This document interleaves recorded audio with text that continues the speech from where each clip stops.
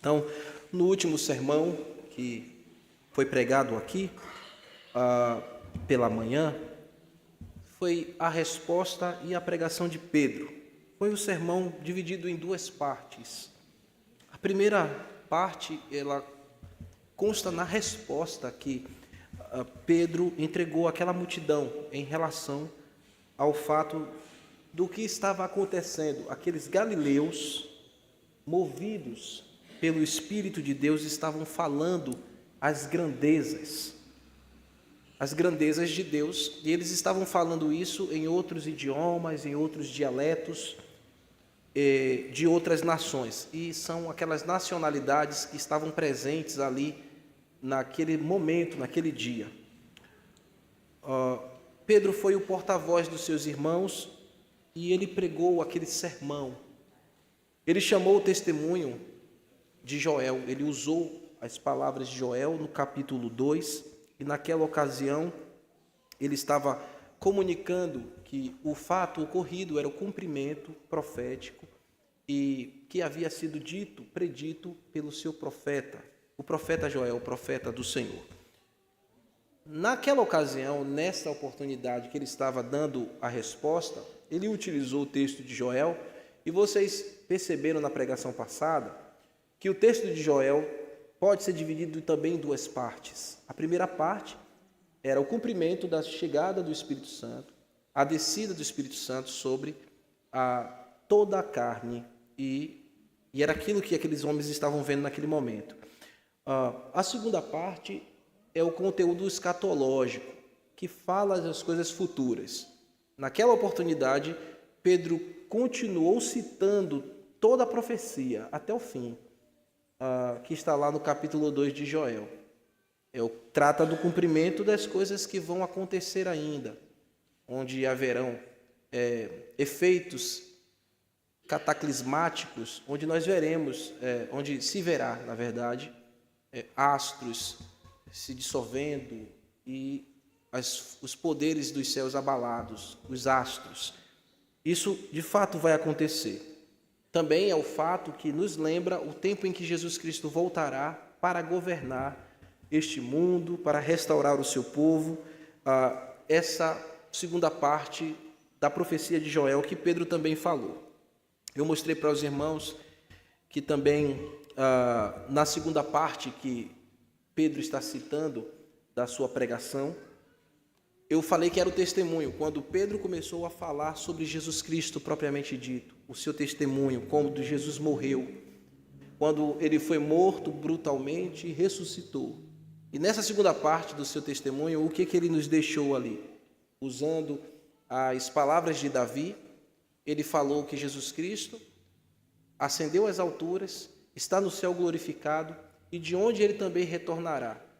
Na ocasião, Pedro também disse que o que Jesus está fazendo agora, assentado à direita do Pai? Ele está aguardando o dia em que o Senhor, aquele que o ressuscitou dentre os mortos, colocará debaixo dos seus pés, ou nos estrados dos seus pés, todos os seus inimigos. Então haverá esse dia em que todos os inimigos da cruz de Cristo serão colocados debaixo dos pés de Jesus Cristo. Nesse tempo, o Senhor governará este mundo com justiça e paz. Quantos creem nisso aqui? Amém. Nós não estaremos debaixo dos pés de Cristo. Nós estaremos ao seu lado, reinando com Ele. Esta manhã nós veremos o desfecho deste sermão, que resultou em uma colheita maravilhosa. É o que veremos hoje, com o auxílio do Espírito Santo. O sermão desta manhã eu intitulei de A Colheita Maravilhosa, os primeiros frutos da igreja. A colheita maravilhosa e os primeiros frutos da igreja. Vamos ler a palavra de Deus, vamos nos colocar de pé? Atos 2, capítulo 37. Ou Atos 2, versículo 37 ao versículo 41. Capítulo 2, verso 37 ao verso 41.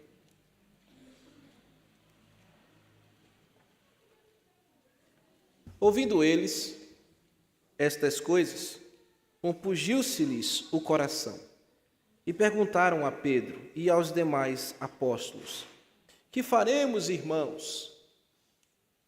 Respondeu-lhes Pedro: arrependei-vos, e cada um de vós seja batizado em nome de Jesus Cristo para a remissão dos vossos pecados, e recebereis o dom do Espírito Santo. Pois para vós outros é a promessa, para vossos filhos e para todos os que ainda estão longe, isto é, para quantos o Senhor, nosso Deus, chamar. Com muitas outras palavras, deu testemunho e exortava-os, dizendo: salvai-vos desta geração perversa. Então, os que lhes aceitaram a palavra foram batizados, havendo um acréscimo naquele dia de quase 3.000 pessoas. Amém? Vamos orar. Pai, nós queremos agradecer pela Tua palavra que foi lida e rogamos ao Senhor clareza nesta hora. Que o Senhor possa falar ao nosso coração e nos trazer a Tua palavra com toda limpidez, que possamos entender, Senhor, o Evangelho que será comunicado aqui. E haja também, Senhor, convencimento do pecado, da justiça e do juízo ao coração dos ouvintes que necessitam, Senhor, da Tua graça salvadora. Opera, Senhor, o nosso meio desta maneira, para a glória do Teu santo nome. Que seja uma manhã, Pai, que Tu possas salvar o perdido pecador. Tanto aquele que está aqui, quanto também o que está acompanhando pela transmissão deste culto. Rogamos ao Senhor estas bênçãos no nome de Jesus. Amém. Podem sentar, irmãos. Aqui no verso 37, ao final do discurso que Pedro fez, Lucas, ele informa duas coisas que estão ocorrendo aqui, que ocorreram concomitantemente. Ou seja, que ocorreram em seguida, dois eventos ocorrendo simultaneamente. E eles aconteceram, meus irmãos, em decorrência da pregação do Evangelho. O que eu vou apresentar para vocês aqui, que Lucas está registrando para nós, só foi possível em decorrência da pregação do Evangelho. Só acontece quando o Evangelho é pregado, ou quando acontece isso, é em virtude do Evangelho pregado. Tá bom? Vejam comigo, no verso 37, a primeira sentença aqui. Ouvindo eles estas coisas. Ouvindo eles estas coisas. Este é o primeiro impacto que eu quero abordar com vocês, que Lucas registrou aqui para nós. É o primeiro impacto operado pelo Espírito Santo naquele dia ou naquela manhã.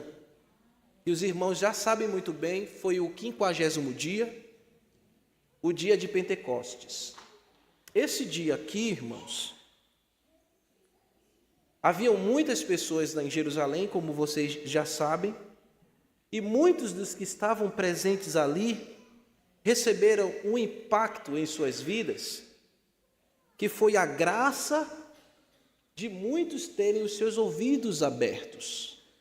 Essa expressão aqui, que nós acabamos de ler, ouvindo eles estas coisas, remete para nós a realidade de que muitos dos que estavam ali presentes foram objetos desta graça quando os seus ouvidos são abertos. Essa expressão, ouvindo eles, comunica que o Senhor, o Espírito Santo, trouxe a compreensão e a clareza e a iluminação a partir da pregação que a eles foi exposta. Este é o primeiro impacto que acontece na vida de um indivíduo quando ele é exposto pelo Evangelho. Ele recebe clareza, ele recebe iluminação e o Senhor abre os seus ouvidos. Quando você estiver, irmão, pregando a palavra de Deus, quando você, como servo do Senhor, e carrega dentro de ti o Espírito Santo, pregar a palavra de Deus, tenha no seu sentimento, no seu coração, que isso pode perfeitamente acontecer. Deus pode abrir o coração de muitos que ouvem a mensagem que você está pregando. E Ele faz isso por meio da pregação, é a ação do Espírito Santo abrindo os ouvidos aos ouvintes e trazendo clareza e entendimento. Então, você pode ser um instrumento usado por Deus, pelo Espírito Santo, para que isso esteja ocorrendo, acontecendo. O verbo que Lucas utilizou aqui, que é traduzido para nós na expressão ouvindo eles, ele está no plural aqui, mas ele vem da raiz do verbo akouo, o verbo grego akouo. Mas o que significa este verbo grego akouo, que está no plural aqui, que Lucas está utilizando, meus irmãos? Comunica que, como está no plural, pessoas estão naquele momento aprendendo a partir de seus ouvidos. Então, esse abrir os ouvidos, ou destampar os seus ouvidos, o Espírito Santo tinha um propósito de fazê-los aprender, entender e compreender. Ou seja, o Senhor dotou aquelas pessoas de uma percepção espiritual auditiva. É isso que nós precisamos compreender também. Eles já escutavam, ouviam, eles estavam ouvindo as grandezas de Deus. Todos ouviram, mas nem todos tiveram os seus ouvidos espirituais abertos. Isso também é uma outra coisa que nós precisamos ter em mente quando pregamos o Evangelho. Nosso dever é anunciar, eu vou falar isso mais à frente, mas a obra do Espírito Santo é abrir o coração, é destapar os ouvidos. Então, todos escutaram ali o som das línguas, em sua nacionalidade, mas nem todos atenderam positivamente, nem todos receberam a faculdade espiritual de terem os seus ouvidos espirituais abertos. Mas isso acontece, e quando acontece, é quando pregamos o Evangelho de Jesus. Transmite a ideia também este verbo de que eles estavam compreendendo o sentido que estava sendo dito. Eles estavam entendendo perfeitamente cada palavra com peso e com força pela qual Pedro estava pregando. E isso acontece quando comunicamos o Evangelho e é o dia escolhido pelo Senhor de salvar o pecador. Ele recebe aquela palavra com um peso no seu coração. O que está acontecendo aqui, irmãos? O Espírito Santo está movendo cada homem, movendo muitos daqueles homens, a partir da graciosa ação pela pregação do Evangelho, e esta graciosa ação, ela vem em virtude da pura competência do Espírito Santo. Abrir os ouvidos é a obra do Espírito Santo no coração do pecador, aos ouvidos espirituais do pecador. Então, quem está fazendo esta obra de abrir os ouvidos daqueles que estão escutando foi o Espírito Santo de Deus. E existe uma outra coisa, como eu disse, duas coisas estão acontecendo aqui concomitantemente. Ele está abrindo os ouvidos e o texto continua dizendo, olhem comigo, por favor. Compungiu-se-lhes o coração. Compungiu-se-lhes o coração. O que significa essa expressão, compungiu-se-lhe o coração, aqui no texto? É um outro verbo importante aqui, grego, que comunica uma ideia muito mais firme do que esta expressão que temos aqui, compungiu-se-lhes o coração. Este verbo aqui está mostrando para os leitores que quando o Evangelho foi pregado, irmãos, quando Pedro estava pregando, o Espírito Santo também estava ferindo o coração daquelas pessoas. O Espírito Santo estava atingindo com profundidade, com impacto penetrante. É isto que esta palavra aqui, que foi traduzida para compungiu-se-lhes, nos comunica. É o verbo kategnissan. O Espírito Santo estava atuando no coração daqueles homens, ao passo que ele estava atingindo com profundidade. O Espírito Santo, por meio do Evangelho pregado, tem essa ação no coração do pecador. Ele atinge o coração do pecador com profundidade. Então, meus irmãos, uma coisa muito importante aqui para nós, que comunicamos a palavra de Deus. Para o Espírito Santo operar dessa maneira, a gente não precisa florear o Evangelho. A gente só precisa pregar ele com transparência, com verdade, com simplicidade. E a obra de ferir o coração, de alcançar em cheio o coração do pecador, quem faz é o Espírito Santo. Nós somos comunicadores. E esta obra que está acontecendo concomitantemente, abrir os ouvidos, ferir o coração, quem faz é quem? O Espírito Santo. Então não tenha dúvida, quando você estiver pregando o Evangelho, o Senhor estará fazendo isso. Ele estará abrindo os ouvidos, Ele estará ferindo os corações. Mas esta palavra aqui também, ela comunica a ideia de não é uma feridinha, uma raladura que a gente tem, que a gente coloca o mertiolate e a gente bota um band-aid e resolve. Esta expressão grega aqui comunica que é um penetrar profundo. É como que se o Senhor estivesse usando a lança de... É como se fosse a ideia aqui, a imagem, a lança de um guerreiro transpassando o seu adversário.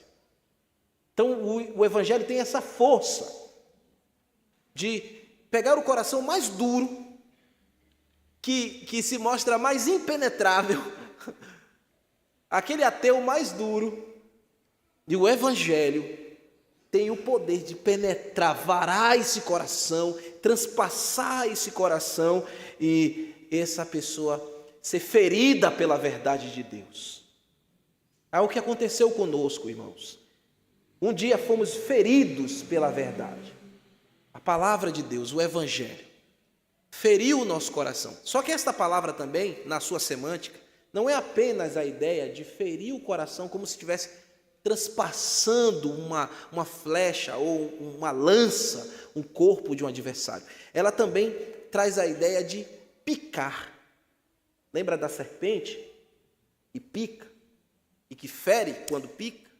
Essa palavra também tem na sua semântica esse sentido. Em outras palavras, o Espírito Santo, quando Pedro estava pregando a palavra, o que ele fez? Ele, com todas as venhas, ele picou o coração dos ouvintes escolhidos e inoculou ali não um veneno, mas um antídoto, o Evangelho. O Evangelho é o antídoto para salvar o pecador. E quem que inocula este antídoto no coração do ouvinte é o Espírito Santo. Então não tenha medo quando você estiver pregando. Não tenha receio quando você estiver falando. E nem duvide das suas capacidades. O Espírito Santo vai operar enquanto você estiver pregando com fidelidade. Enquanto você estiver comunicando, ele vai ferir, morder, transpassar corações com a finalidade de salvá-los. E o coração, esse termo coração que aparece aqui nas Escrituras, vocês já devem conhecer muito bem. Comunica o homem verdadeiro. Aonde é que o Espírito Santo está ferindo? No coração, no verdadeiro homem. Onde é que o Evangelho alcança? Qual é o propósito final do Evangelho? Descer os ouvidos e atingir o verdadeiro homem, o coração. Quando pregamos, isso está acontecendo.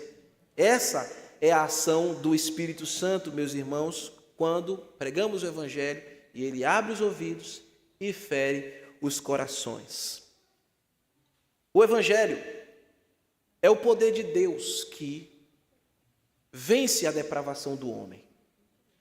O homem, por mais depravado que seja, por mais duro que seja quem for que você conheça, se esta pessoa se deparar com o Evangelho e ele for um escolhido do Senhor, a palavra de Deus penetrará o seu coração e ele será transformado pela verdade, que é a verdade comunicada de Cristo por meio do Evangelho. Agora vejamos a narrativa prosseguindo. Quando eles ouviram essa mensagem, e aqui vocês sabem que o Espírito Santo rompeu a cera espiritual dos seus ouvidos, o pecado que impedia deles ouvirem, e ele feriu o coração dessas pessoas. Olha só as palavras desses ouvintes, daqueles que foram feridos pela palavra, que tiveram seus ouvidos abertos. Vejam comigo, ainda no verso 37. E perguntaram a Pedro e aos demais apóstolos: que faremos, irmãos? Há sentimentos aqui nesta pergunta. O que faremos agora? O que faremos, irmãos? A pergunta foi feita a Pedro e aos demais. Não é isso que o texto nos diz? E perguntaram a Pedro e aos demais apóstolos. Era uma pergunta compatriota, digamos assim, porque foi feita de irmãos para irmãos. Lembra da mensagem anterior que eu expliquei para vocês que irmãos aqui que aparece no texto, a expressão grega adelphoi ou adelphos, adelphos no singular, adelphoi no plural grego. E aparece aqui irmãos, adelphos. Essa expressão grega, irmãos, precisa ser compreendida por nós aqui não como irmãos de fé. Eles ainda não eram irmãos de fé. Eles eram apenas compatriotas. E como um compatriota ou compatriotas, ele está perguntando a outros, e são os apóstolos e é Pedro e os apóstolos. Eles estão perguntando: o que faremos, irmãos? Por isso que eles estão usando a expressão irmãos aqui. Irmãos que são, no caso, do mesmo sangue, da mesma etnia, da mesma nacionalidade, filhos de Abraão, Isaque e Jacó, ou hebreus, judeus ou israelitas, como você bem queira chamar. Esta pergunta foi feita a estes compatriotas, mas Pedro é o interlocutor dos seus irmãos. É ele que vai dar a resposta. Você já sabe, a gente não tem nenhuma dúvida de que foi Pedro que se levantou e que começou a pregar este sermão. A gente não tem nenhuma dúvida quanto a isso. Mas o que eu quero trazer para vocês aqui é este ponto. Cada um dos apóstolos teria toda a capacidade para pregar o mesmo sermão que Pedro estava pregando. Tá bom? Então a gente precisa ter isso no nosso coração. Todos os demais apóstolos teriam a mesma capacidade para pregar a mesma mensagem, com o mesmo poder, porque todos estavam cheios do mesmo poder do Espírito Santo e poderiam pregar o Evangelho da mesma forma. Por quê, meus irmãos? Porque todos estavam com seus corações ardendo quando pregavam o Evangelho. Todos os seus corações ali, os corações daqueles homens, estavam inflamados pela verdade de Jesus, e Pedro estava pregando com muita intensidade aos corações ouvintes ali daquela manhã. A mesma mensagem de Pedro é a mesma mensagem dos apóstolos. A mesma compreensão do Evangelho que Pedro tem é a mesma interpretação que todos os demais apóstolos tinham. Então, a resposta de Pedro é a resposta dos apóstolos. E qual é a resposta que Pedro dá? Põe os olhinhos aqui no texto. Arrependei-vos. Qual é a mensagem do Evangelho? Qual é a mensagem do Evangelho? Arrependei-vos. O coração ardendo de Pedro, pregando aquela mensagem, irmãos, é o mesmo sentimento que todos os demais apóstolos carregam. Então, eu estou pregando o Evangelho para vocês, e é o mesmo sentimento que vocês também devem ter no coração.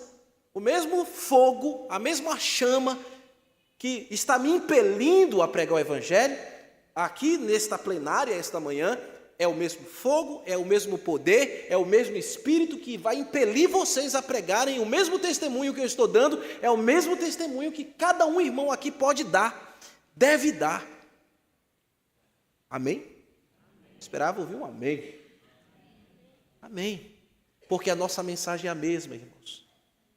Temos o mesmo Espírito. A nossa pregação é a mesma. Então não teremos medo de falar publicamente a quem quer que seja, porque a minha mensagem é a mesma mensagem que Josué prega. É a mesma mensagem que a irmã Elizabeth prega. Nós pregamos o mesmo Cristo. E temos a mesma resposta aos homens: arrependam-se dos seus pecados. Pedro está usando aqui esta resposta muito crucial, e ele está sendo muito claro, uma vez que ouvidos são abertos e corações são feridos pelo Evangelho, qual é o que se segue a esses eventos? Naturalmente, o arrependimento. O Evangelho faz assim, ele é quem mostra a vileza dos nossos corações. É o Evangelho que mostra quem realmente é, como realmente o pecador se encontra. E quando ele se vê, irmãos, tão sujo, tão miserável, tão vil contra o Senhor, quando o Espírito Santo lhe abriu os ouvidos e o coração foi ferido pela mensagem do Evangelho, automaticamente o que ocorre é que este indivíduo, ele vai se arrepender e vai fazê-lo copiosamente. Arrepende-se de verdade. É uma mudança de vida, irmãos. É sentir dor profunda por ter ferido a santidade de Deus. Arrependimento genuíno é esse. É quando a gente sente dor profunda por haver pecado contra Deus. E a gente procura reparação. A gente procura se arrepender, confessar e deixar. E no caso aqui específico, qual era o pecado que Pedro havia dito no seu sermão na pregação passada? Terem eles entregue o Filho de Deus nas mãos dos iníquos. O pecado que Pedro está falando a eles aqui, que eles deveriam se arrepender, era: vocês entregaram Jesus nas mãos dos iníquos. E é isso mesmo que acontece hoje. Você que está me ouvindo aqui esta manhã, foi os teus pecados que crucificou Jesus naquela cruz. Foi os teus delitos, a tua vida enferma, inflamada no pecado, que colocou o nosso Senhor Jesus Cristo naquela cruz. Você é responsável por isso. Como aqueles homens eram responsáveis. O que lhe cabe agora, o que você precisa agora, é de arrepender-se. Você precisa sentir dor, porque os seus atos pregaram o Filho de Deus naquela cruz. Você precisa se arrepender e sentir dor profunda por ter feito isso. E procurar reparar isso. Como é que você vai reparar isso? Arrependendo-se, confessando os seus pecados e crendo em Jesus para a salvação. Pedro continua falando aqui e dando mais ênfase em sua resposta. Olha o que ele vai dizer: e cada um de vós, depois de que se arrependeu, e cada um de vós seja batizados em nome de Jesus para a remissão dos seus pecados.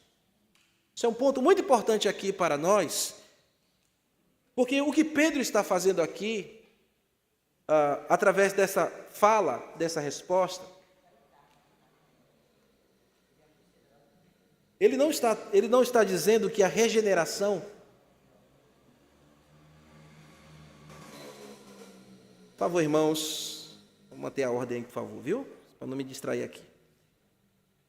O que ele está dizendo aqui para a sua audiência, na expressão: e cada um de vós sejam batizados no nome de Jesus para a remissão dos vossos pecados, ele não está dizendo que a regeneração só acontece quando o indivíduo é batizado. Por que eu estou falando isso aqui, irmãos? Porque tem algumas pessoas, algumas seitas, que entendem que a pessoa é salva no momento do batismo. Isso não é verdade.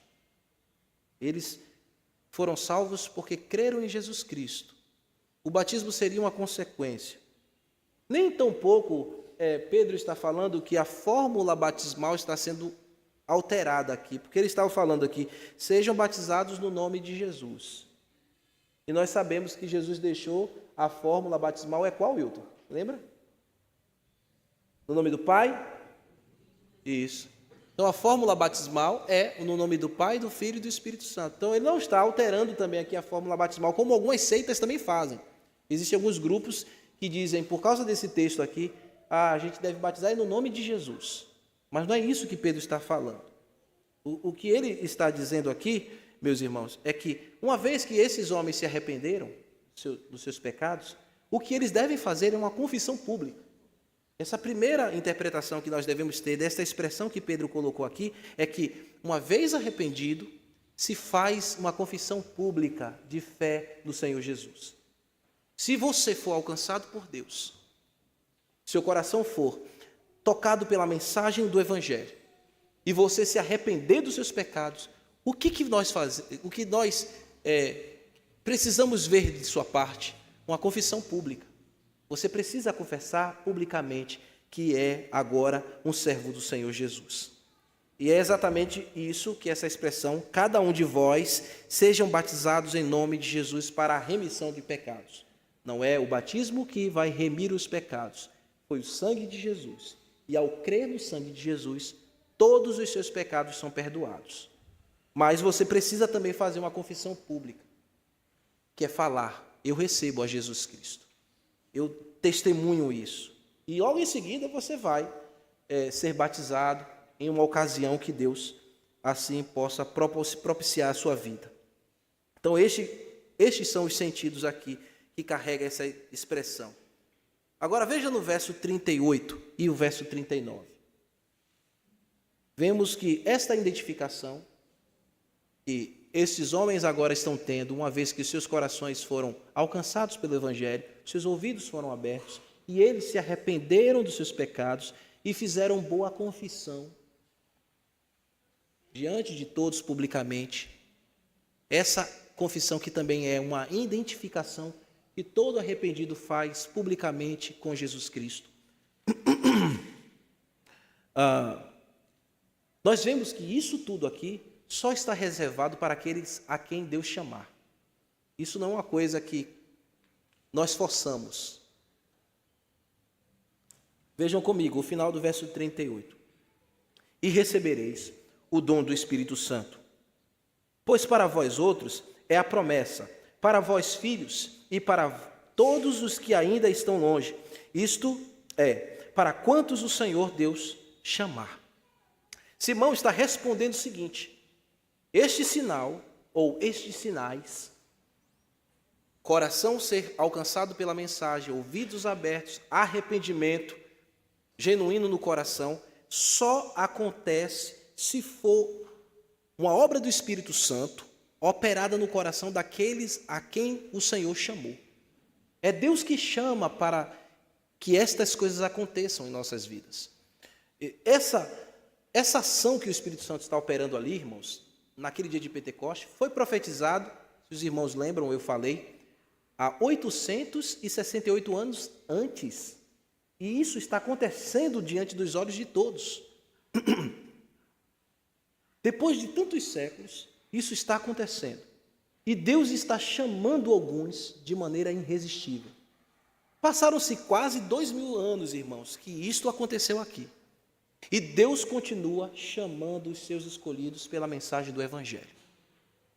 Então, assim como passaram-se quase 1000 anos para que aquele evento ocorresse, já passaram para nós mais de 2000 anos. E é desta mesma forma que o Senhor tem feito. É Ele quem chama o pecador. Foi Deus que chamou você. Foi Deus que chamou você, Késia, ao arrependimento. Não partiu de você, minha filha. É Deus que chamou cada um de nós aqui. Não dependeu de um esforço humano. Essa palavra chamar, aqui, que a gente vê no texto bíblico, ela está no futuro indicativo passivo. Essa palavra chamar aqui está nessa condição gramatical, futuro do indicativo passivo. O que é isso? O que isso comunica? Essa passividade na gramática corresponde ao fato de que o indivíduo ou o sujeito, ele não está realizando a ação. A ação é que está sendo operada sobre ele. É por isso que está aqui no passivo. E ela é uma expressão que apresenta uma continuidade, porque o Espírito Santo está operando ainda hoje assim. Ainda hoje assim ele está fazendo. Ele está chamando aqueles que são seus ao arrependimento. É Ele que abre o coração, é Ele que transforma a alma, é Ele que salva o pecador. Nós sofremos essa maravilhosa graça. Você foi objeto desta maravilhosa graça. Isso aqui responde outros grupos que acreditam que o homem é que faz um esforço, que o homem é que se entrega, que o homem é que se dedica. Não é verdade, irmãos. A palavra grega, no original, nos mostra que é uma obra somente do Espírito Santo. É a quem Deus chamar. É Deus que chama. É Deus que escolhe. É Deus que salva. E você que já foi objeto dessa verdade maravilhosa, você deve se alegrar muito no Senhor, por Ele haver te escolhido para a salvação. Não dependeu de você, meu irmão. Não dependeu da sua bondade. Não dependeu do seu bom trato, do seu bom comportamento. Porque nós não tínhamos nada disso quando Ele nos encontrou. Quando Ele nos encontrou, nós estávamos perdidos, destruídos em nossos próprios pecados. Mas Ele nos quis amar, e Ele nos chamou, e abriu os nossos ouvidos, e tocou o nosso coração, e nos deu nova vida. É isso que o Evangelho faz. É isso que nos deixa seguros de nossa salvação, porque Ele quem nos chamou. Quando nós fazemos escolhas, irmãos, nós podemos fazer escolhas precipitadas, mas a escolha de Deus, soteriologicamente, ela nunca será precipitada. Você que está aqui esta manhã, tenha certeza disso, que Jesus te chamou, Ele te escolheu. Não duvide disso. E não foi uma escolha precipitada. Embora você se sinta fraco, embora você não se sinta como você deveria ser ou estar hoje, a escolha não partiu desse seu pressuposto. Não parte também das suas interrogativas que você carrega no seu coração. Mas esta manhã, essa mensagem pode muito bem fortalecer o seu espírito e dizer para você que foi Jesus Cristo quem te chamou, do jeito que você estava, sujo, miserável, perdido. Ele amou você e Ele que te salvou. Isso Ele fez há quase 2000 anos atrás, com este público que está aqui ouvindo a mensagem de Pedro, e Ele fez da mesma maneira com você. Continuamente Ele estará fazendo quando pregamos o Evangelho. Não tenha dúvida disso. Você é um homem chamado por Deus. Você é uma mulher chamada por Deus. Jesus te chamou e te salvou. Não tenha dúvida disso. Alegre-se disto. Isso aqui que eu estou falando para vocês retira um grande fardo do pescoço de muitos. Porque muitos pensam que podem garantir a sua salvação com o seu comportamento, com a sua forma de viver. E isso não garante a nossa salvação, meus irmãos. O que garante a nossa salvação é a fé em Jesus Cristo. Isso é que garante. E a fé em Jesus Cristo nos levará a viver de maneira digna. Então, não pense nunca, jamais, que a escolha de Cristo por sua vida foi precipitada. Não foi. Ele chamou você e escolheu você. Mesmo vendo como você estava sujo, perdido, e mesmo como você tinha uma vida pregressa, tão miserável, Ele amou você. Ele deu o valor, dando o seu sangue, salvando a sua vida e perdoando você dos seus pecados. Vamos à frente aqui, irmãos. Pedro afirmou que esta promessa, ela foi dada pelo Espírito Santo, concedida aos que crerem em Jesus, sejam eles legítimos judeus. E olhem comigo o verso 39, que diz assim: pois para vós outros é a promessa e para vossos filhos. Quando Pedro usou essa expressão aqui, ele está dizendo, olha, o Evangelho foi dado e o Espírito Santo foi dado a vocês, judeus.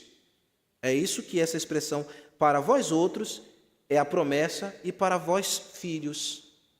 E o Espírito Santo foi dado, o Evangelho é comunicado também a gentios prosélitos.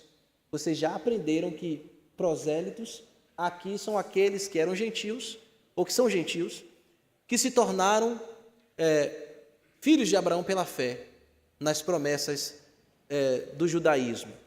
E Pedro está dizendo, através de para todos que ainda estáis longes, esta expressão, para todos que ainda estáis longe, que você está vendo aqui no texto, se refere a este grupo de pessoas que não eram nacionalmente judeus, abraçaram a fé do judaísmo e agora estão recebendo o Evangelho de Jesus Cristo para a salvação. O Evangelho de Jesus é para todos os povos, de todas as línguas, de todas as tribos e de todas as nações. O Evangelho do Senhor deve ser pregado em todos os lugares, em todos os ambientes. Por isso que Ele está levantando homens, geração em geração, para pregar este Evangelho que transforma ouvintes de todos os lugares, irmãos. Essa é a graça que ele derrama no coração por meio do Evangelho. E hoje Jesus Cristo está chamando você. Hoje Jesus Cristo está chamando você por meio dessa pregação, chamando você ao arrependimento, chamando você a crer no seu nome e para que você também possa possuir esta promessa que foi dada a judeus e a gentios prosélitos, ou seja, a todos que creem em todas as partes do mundo. Agora veja comigo o verso 40. O verso 40, Lucas não se ocupa de dar muitos detalhes aqui para nós, mas uma coisa nós podemos dizer: o seu discurso, o discurso de Pedro, ele carregava muita autoridade e também caminhava num sentido exortativo. Então, veja o verso 40 comigo. Com muitas outras palavras, deu testemunho. Com muitas outras palavras. Ele não é exaustivo aqui em explicar todo o sermão que Pedro pregou. A ideia é que este sermão de Pedro tinha o quê? Robustez. Era uma pregação ou um sermão muito bem organizado. Tinha conteúdo, tinha conexões, fazia com que os ouvintes fizessem reflexões, tinha aplicação direta. É o sermão expositivo aqui, irmãos, que Pedro estava fazendo. Ele estava citando, e ele citou textos do Velho Testamento, Joel, citou Davi, ele fez aplicações, ele fez uma pregação expositiva para aquele povo. Ele expôs o Evangelho, usou textos da palavra das Escrituras Sagradas e explicou o texto e fez a aplicação. Ou seja, a pregação tem que ser assim, irmãos. Não pode ser algo sem pé e sem cabeça. Quando nós formos evangelizar e pregar a palavra de Deus, tem que ter começo, meio e fim. Tá bom? Então, não pode falar qualquer coisa do que vem da sua cabeça sem organizar as ideias. Deus nos deu poder, nos deu o Espírito Santo, mas é nossa responsabilidade saber organizar os nossos pensamentos e comunicar a palavra de Deus para que ela chegue com clareza aos ouvidos dos ouvintes. Uma mensagem da palavra de Cristo, mal elaborada, mal explicada, fica complicada de ser entendida.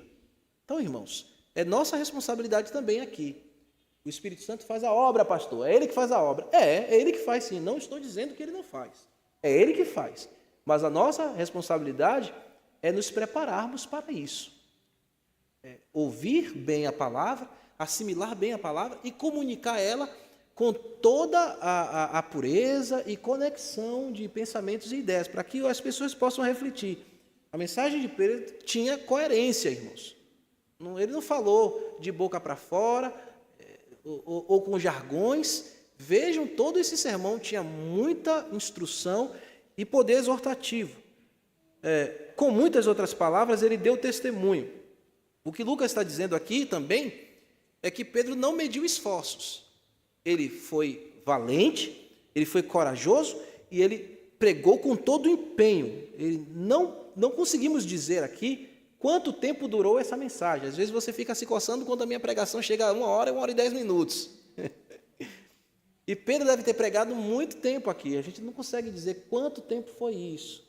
Quanto tempo durou essa mensagem. Mas essa mensagem, ela tinha toda uma coerência e capacidade para que outras pessoas ouvissem, assimilassem e compreendessem. E o Espírito Santo fizesse a sua obra de transformar o coração. Então, nesse sentido aqui, a nossa responsabilidade é crucial.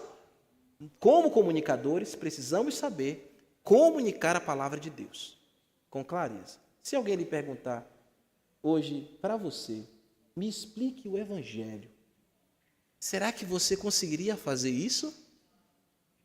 Conseguiria, irmãos? Então, é uma pergunta aqui que deve nos fazer refletir. Como servos de Deus, nós precisamos aprender a explicar o Evangelho às pessoas. E como eu disse, não precisa florear, não precisa embelezar. Tem que ser organizado, muito bem estruturado, mas de maneira simples. Você saber comunicar as verdades aos ouvidos dos pecadores. E o texto diz que ele exortava.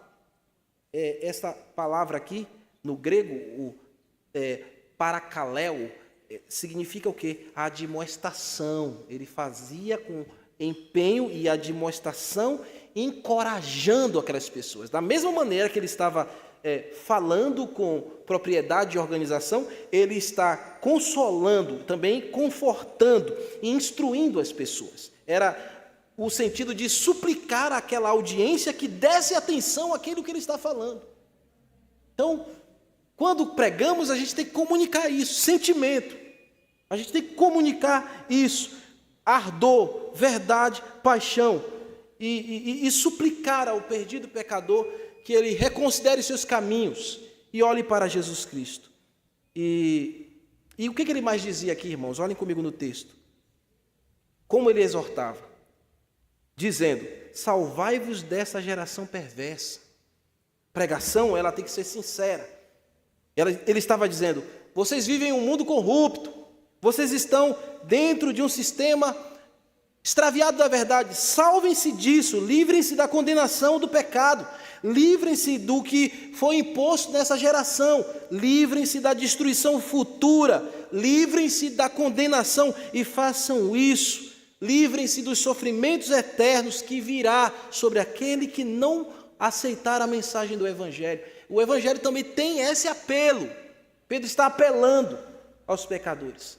Salvem-se, livrem-se. Haverá uma ira. Você que está me ouvindo aqui, haverá uma ira vindoura. E só o que pode te livrar desta ira vindoura é a fé em Jesus Cristo. Se você não se livrar desta geração perversa, você irá se perder, você irá padecer eternamente. Então livre-se hoje, esta manhã, da ira vindoura, livre-se da geração perversa, livre-se dos pecados, livre-se da condenação que está se avizinhando para aquele que não confessa Jesus Cristo como Salvador.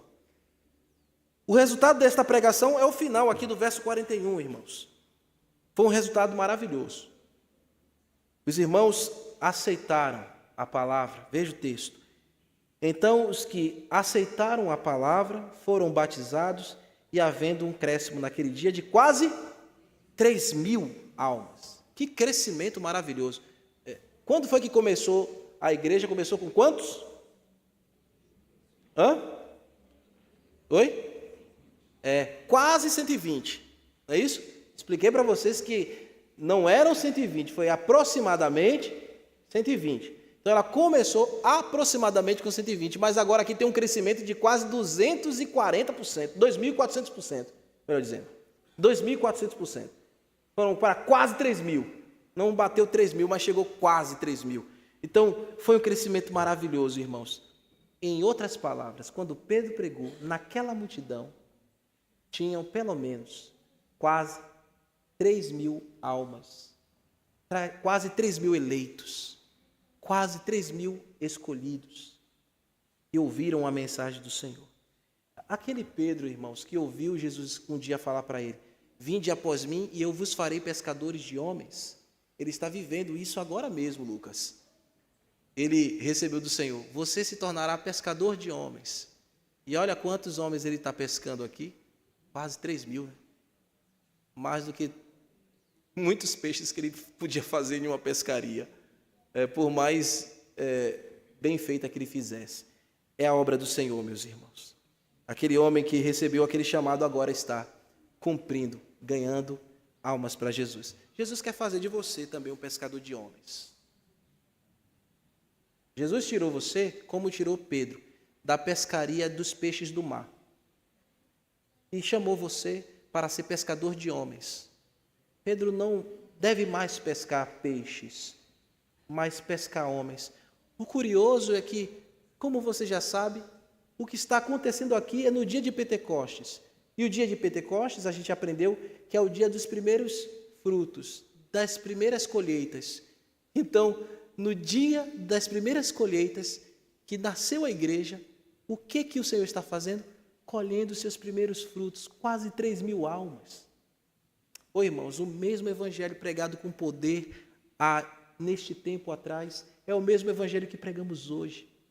O mesmo pescador de almas que estava pregando para aquela multidão, que existiam mais de 3.000 pessoas ali, mas 3.000 eram escolhidos. A cidade estava cheia. E o mesmo pregador de almas, o mesmo pescador de almas, que pregou aquela mensagem e ganhou aqueles homens para Jesus, pode ser você hoje. Pode ser você neste tempo.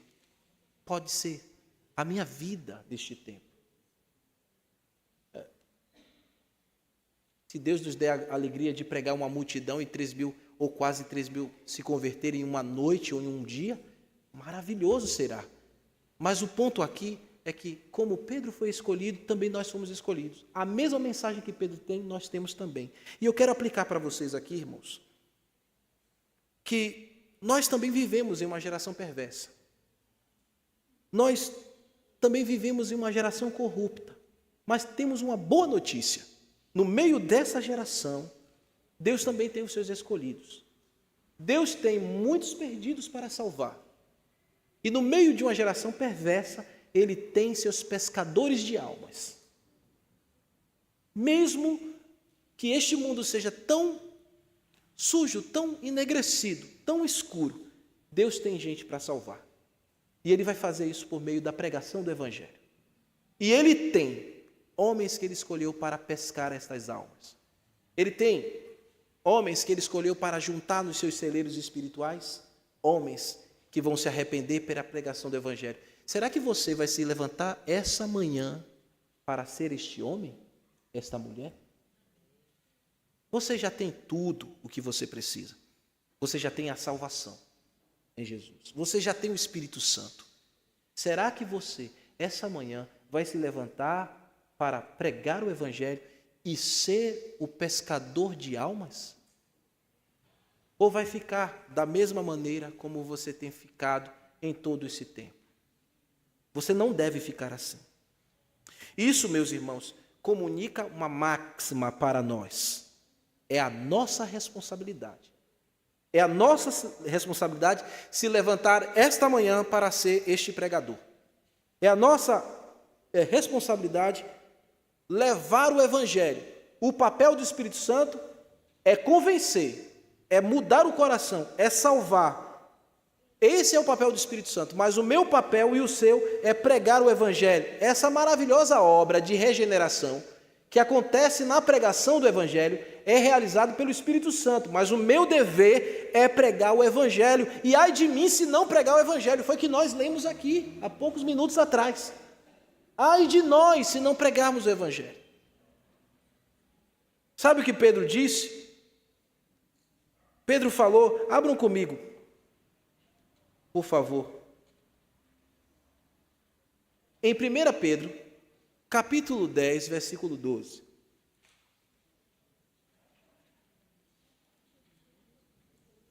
Ele disse assim, foi a respeito desta salvação, na sua epístola ele falando, foi a respeito desta salvação que os profetas indagaram e inquiriram, os quais profetizaram acerca da graça a vós outros destinada. É 1 Pedro 1, 10 a 12. Investigando atentamente qual a ocasião ou qual a circunstância oportuna, indagadas pelo Espírito de Cristo que neles estava, ao dar de antemão testemunho sobre os sofrimentos referentes a Cristo e sobre a glória os quais que os seguiriam. A eles foi revelado que não para si mesmos, mas para vós, outros, ministravam as coisas que agora vos foram anunciadas por aqueles que pelo Espírito Santo enviado do céu vos pregaram o Evangelho, coisas que anjos anelavam para escutar. É a nossa responsabilidade. Anjos quiseram fazer isso, mas Deus confiou a nós.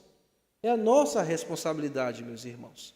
Profetas no passado falavam e imaginavam que estavam já comunicando sobre o Espírito Santo, sobre Jesus Cristo. Nós já sabemos o conteúdo do Evangelho completo.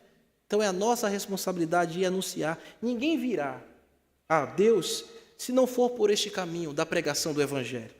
O Senhor Jesus Cristo só salvará aqueles que ouvirem o seu Evangelho. Então a gente não pode ficar esperando que eles sejam salvos com sonhos, que eles sejam salvos com uma visão, ouvindo música, outras coisas assim parecidas. Nós precisamos pregar, irmãos. É a pregação que abre o coração do pecador. É por meio da pregação que o Senhor Espírito Santo opera. Ninguém virá ao Evangelho se não ouvir o testemunho. Foi o que Pedro falou, foi o que Paulo também falou. Como poderão ouvir se não há quem pregue? Como crerão se não escutarem? Nós precisamos falar, irmãos. Ninguém virá a Jesus se não houver pregação. Há muitos eleitos que precisam terem os seus ouvidos abertos e, com certeza, terem as suas ceras espirituais removidas. E eles precisam ter os seus corações também transpassados com a verdade e seu interior ser atingido em cheio pelo Evangelho. E quem é que pode ser essas pessoas? O seu cônjuge. Talvez o seu cônjuge, o seu filho, seja também essa pessoa. Talvez seja aquela pessoa que todo dia você se encontra na condução quando você vai para o trabalho. Talvez seja aquele também que você encontra lá na escola, na faculdade. Talvez seja o barbeiro, aquele que corta o seu cabelo. Ou o padeiro, aquele que te entrega todo dia os pães que você compra. Talvez seja o atendente que te recebe todas as vezes que você vai no banco. Talvez seja o motorista de aplicativo que você pega. Por que você não comunica o Evangelho? A gente não sabe quem são os eleitos. A gente não sabe quem Deus vai salvar. Por isso é o nosso dever pregar em todo o tempo. Pode ser o seu filho, pode ser o seu marido, a sua esposa, o padeiro, o servente, quem quer que seja, o seu médico, aquele que está tratando sua saúde. Pode ser qualquer um deles. Eles podem ser um desses 3.000, ou quase 3.000 a receber o Evangelho e se converterem. Comuniquem o Evangelho do Senhor. Sejam perfeitos comunicadores da palavra de Deus e o Senhor Jesus Cristo lhe encherá o coração com graça. O Evangelho é quem chama, meus irmãos, o pecador ao arrependimento e o Espírito Santo é que faz a obra de convencimento. O único meio de você escapar, e me ouve aqui esta manhã, de destruição, é recebendo Jesus como seu Salvador. Eu não sei se você é escolhido, eu não tenho como dizer.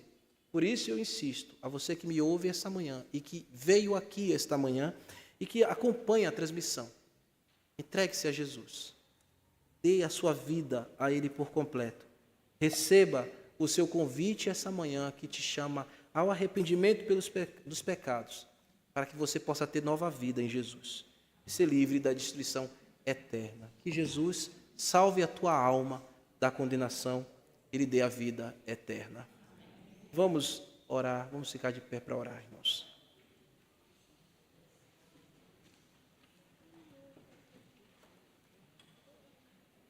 Nossa responsabilidade, Senhor, é pregar o Evangelho. Obrigado porque vimos aqui no testemunho de Lucas, da pregação de Pedro, como aquela multidão, Senhor, respondeu positivamente. Pelo menos parte dela, Senhor. Ó Deus, nos leve aos perdidos. Nos leve com a Tua palavra, Senhor, para comunicar a eles com clareza.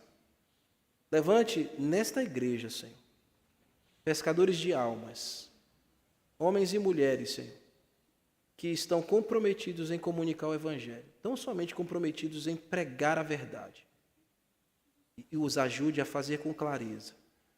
E nesta hora, Senhor, o que eles estiverem fazendo, que o Senhor opere, abrindo os ouvidos, transformando o coração, Senhor, ferindo o coração, levando o pecador ao arrependimento.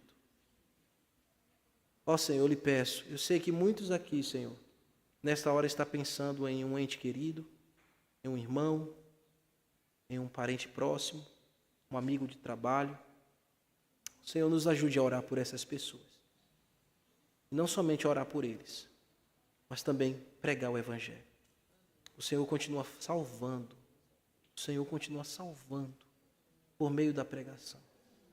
O Espírito Santo continua fazendo a obra de convencimento, como fez há quase 2000 anos atrás.